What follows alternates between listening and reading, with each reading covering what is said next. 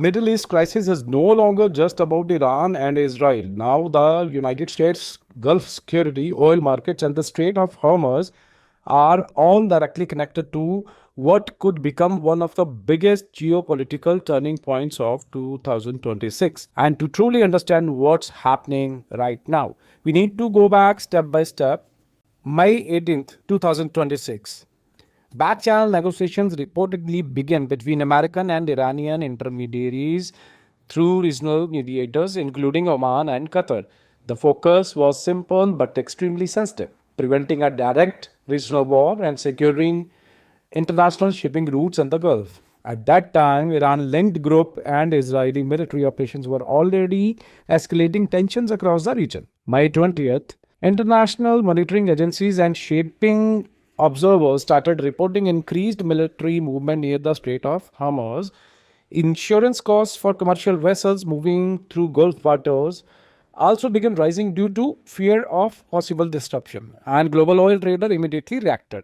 On 22nd May, according to international reports, American officials quietly increased naval readiness in the Gulf after intelligence warnings about possible drone activity targeting commercial shipping lanes.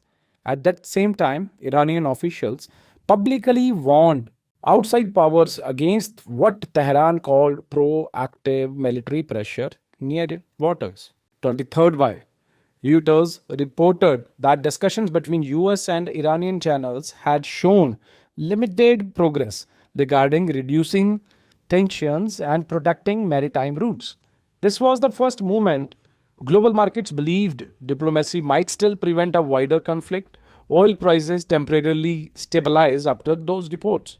On May 24th and May 25th, however, tensions rose again after fresh military activity linked to Iran backed regional groups and Israeli operations increased across multiple fronts.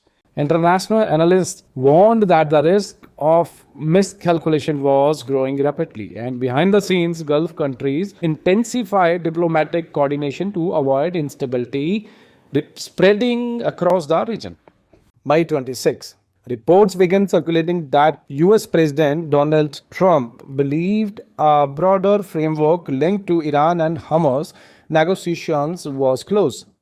Some international agency suggested discussions involved phased de-escalation and possible guarantees regarding shipping security in the Strait of Hormuz. But there was still no official confirmation of final agreement. May 27th, Iranian state-linked media claimed that under certain conditions, the Strait of Hormuz could potentially reopen fully for stable commercial operations within weeks if understandings moved forward. That statement immediately impacted global oil prices.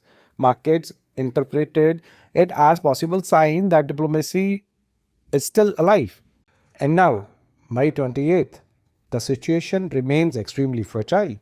According to Reuters and multiple international reports, US forces recently targeted Iranian drone operations near Bandar Abbas after suspicious aerial activity was detected close to commercial shipping routes. Iran later responded with military activity targeting positions linked to US operations. And this is why the entire world is now watching the Gulf very carefully, because the Strait of Hormuz is not just another waterway. Nearly 20% of the world's oil passes through it. Any escalation there affects global fuel prices, shipping markets, regional economies, and international security. For Gulf countries, including the UAE, Saudi Arabia, Qatar, Kuwait, and Oman, the priority right now is clear. That is stability, de-escalation, and protecting economic continuity. And despite the rising tensions, regional diplomacy is still actively continuing tonight. Because if talks succeed, this crisis could slowly calm down. But if diplomacy fails, the Middle East could move dangerously closer to much larger confrontation. And that is why today developments matter far beyond Iran and Israel alone.